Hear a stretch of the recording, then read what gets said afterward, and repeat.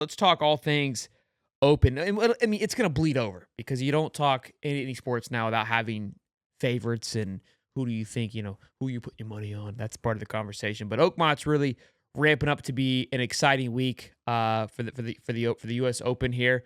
Obviously, the top three favorites, just pure betting wise, right? Non fantasy, but they kind of overlap here. Obviously, Scotty, Bryson, and Roy.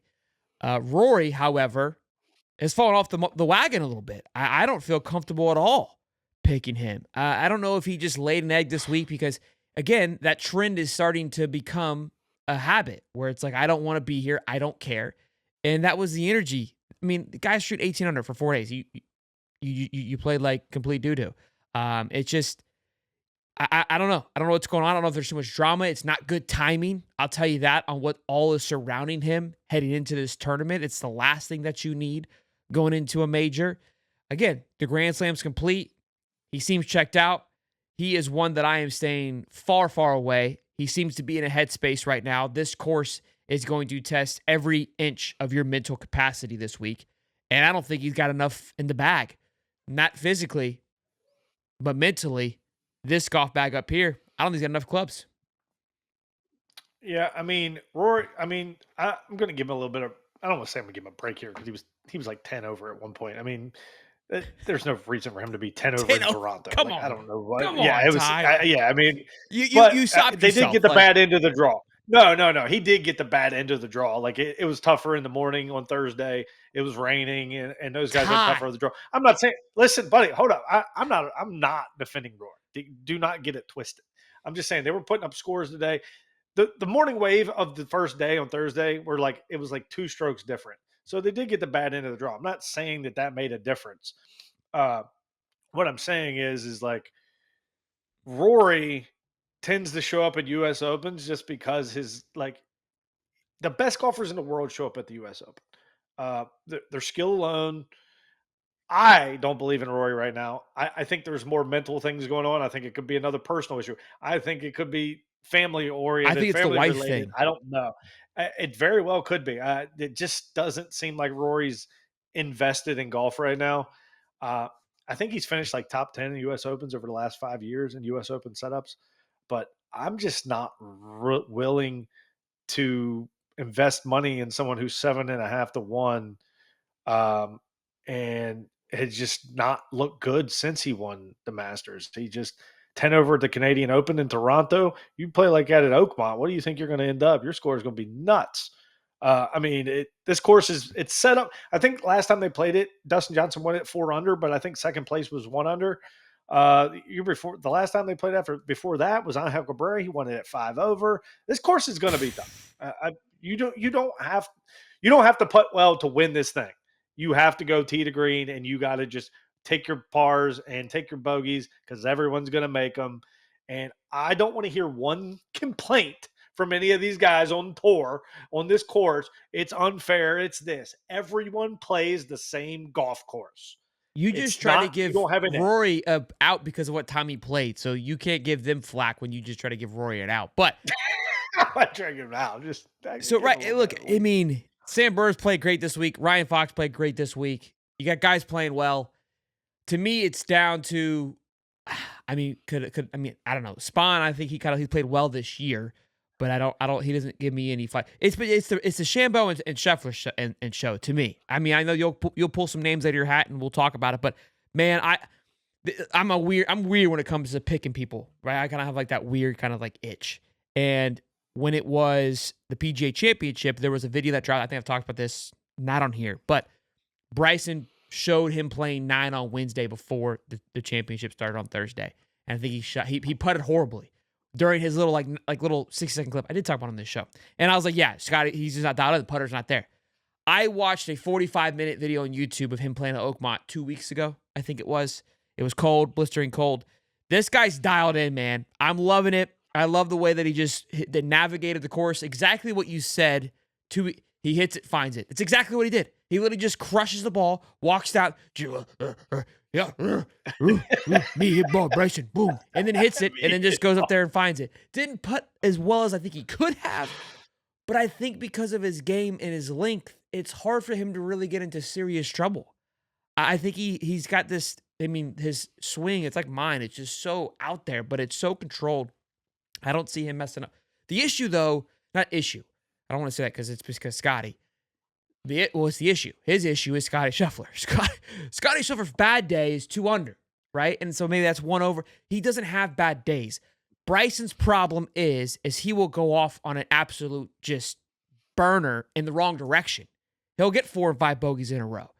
And then he'll get 6 birdies the next day, but he almost kind of throws himself out of contention because he has such a massive swing. We've seen it in almost every major thus far. That's what he has to figure out. If he can keep things in containment and not have too many because he made dumb bogeys while I was watching him. I say this even though I'm still liking him to go. He made dumb bogeys just because it's like just stuff that 3 putts, couple of chunks here and there, but leaving things short. But again, the way that he navigates the course, you could see there, and obviously they're playing it, trying to figure things out. He's with his caddy, reading the putts, getting the feel of the greens. I don't know. He looked comfortable. Yeah, so the putter's the most volatile club in the bag. I mean, there are people that are better putters than others. Don't get me wrong, but it's the most volatile club in the bag. Anybody can get hot with the putter. Most consistency is a skill over time, but I would not worry about putting this week. This is going to be a tee to green fest because everyone is going to make bogeys, and your score, if you shoot under par, you are going to be you might just win 1 under. You are going to be in the top three if you are just under par. I think Bryson, this is a very good course. They told him at Wingfoot that he couldn't bomb and gouge it. Well, he bomb and gouged it. He bomb and gouged it, and he's going to do. He's going to try to do the same here. You're not going to tell him he can't. I love Bryson this week. I think it's a really, really good spot for him. It's hard to win back-to-back U.S. Opens, but I mean, there's only a handful of guys that can win the U.S. Open, and that's what makes it such a great tournament. This is my favorite major of the year. It's not the Masters. This is my favorite major because Really? it challenges the best golfers in the world, and there's only about 20 of them you can really feel like can even win the thing, and about 10 of those guys have to everything go perfect for them to win. The big five to me Good. is Scotty, Rom, Bryson, Rory, and Xander. I think those are the five guys you should be looking at. Xander Rom's a good plays pick. U.S. Opens better than anybody. John Rahm loves the U.S. Open setup. I got a couple sleeper guys that could make a run, but I'll talk about that in our next segment when we talk about some golf, fancy golf, and things like that. But And he's playing. tee to green's Rom's important this week. playing well. Yeah, and I like your tee to green theory because the theory I'm assuming is like, look, Bryson's going to get to the green very quickly and very fast, and so he's going to have more opportunities than others essentially to make those birdie putts, and that's why the putting isn't necessarily a factor because when it is a factor, right? It's like everyone's got birdie opportunity. It's scoring opportunities. What his is like you still want to score, but it's almost prevent defense is what you're playing, and because his game allows him to play aggressive when others can't, that's where he'll be able to not necessarily make up, but not lose any where others will lose. And I think that's kind of your thought process because he ended up, I think, shooting 1 under in that video. And I think he could have easily shot 3 under. I mean, it wasn't like it was just kind of small, stupid stuff that he did. And you got to think, I think there, I mean, his guy he didn't have his caddy. He had his caddy plus a guy carrying the bag. I think he listened to the guy a couple of times. I'm sure they probably slow it down a little bit. And he overflew a green. That's what it was. It was like a par three, I think. And he crushed it. I mean, just the yardage is right. I think he played the wind a little bit too much, but he crushed it and ended up making a bogey. But again, just the way that he kind of hits through the rough, chipped it out. I mean, he's in a really good mental space too. That's what I love about him right now as well. He seems focused, seems hungry. Would this be his third U.S. Open win overall too? It would be his third. Yes, he's won at Mm. Pinehurst. He won at Winged Foot. This would be at Oakmont, obviously. All But gauntlet, some of these skinny, just guys, yeah. go ahead. Go ahead. No, no, good. I was just teeing I'm up just what you're saying, some saying. of these guys get there early and they take out some local caddies to try to get some local knowledge. Ah, So that's probably what he was doing. I've had word and from a local caddy that Xander has been there for 2 weeks or a week and a half or whatever. He's been with the fans. Every fan in Pittsburgh loves Xander. They say that he looks great. He's taken every picture. He signed every autograph. Said he's been nothing but one of the greatest guys. And they said his game is spot on. So local knowledge that Xander might be in this thing. Might have definitely a chance to win it. Xander for me, I've picked him a couple times and he's burned me, so I'm not a huge fan of Xander. Like he's dead to me, right? Like there's got you have to have those guys on tours that you don't like, and Xander Schauffele is just one of them. I don't know why. Outside of just he's not very flashy. He's not exciting. Like I don't get fired up to watch him win. Like it's look, people may not like that. People He like does him. it. Not a fan. Not a fan. He does it the way I wish I could do it. He makes it look boring. I mean, if me and Yeah, you could go play a boring it's round of golf, yeah. it would be It's fun. just a It yawn would actually be fest. fun. Yeah, Bryson's exciting. The fans love Bryson, and that has helped Bryson's mental game so much. Having the fans on his side is such a good part of his game, and I just think he is in the right. It's so hard to win back to back, but man, you got to believe he's. I think him and Scotty to me are the two favorites. I don't even see Rory. He's not Rory's a better favorite than he is, but I just don't see it. I don't think yeah, I agree. I think it's feels like it's a 1-2 race. Like it's outlandish how one it is. I'm excited to see what Ludwig could do. I like him a lot. I think he's been playing well in the majors. I like the young kids kind of bursting onto the scene. Jumping sports here. We like NASCAR, Ty and I, kind of like a Carson Hocevar. I'm getting into the new guys coming in and taking over the sport because that generation kind of has a cool little just swagger about them. I don't know what it is. I can't figure out where it comes from, but all sports, these younger guys are coming up like, dude, I don't care.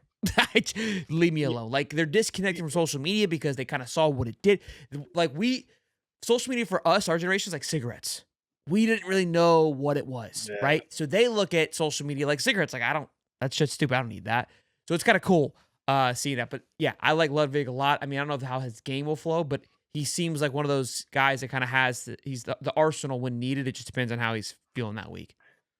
Ludwig is to me, he's one of the greatest, new guys coming in because if you watch Ludwig, he's long, he's straight, he hits the greens, but like what's impressive is he hits the ball so fast. He doesn't let anything bother him. His swing is so fluent. He's a great golfer. I don't know if he's quite ready to win a U.S. Open yet, but Yeah. you know, it's he.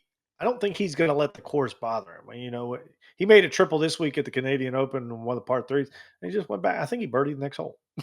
I mean, it just didn't We'd bother him. be in shambles. We break Yeah, down. Well, look, exactly.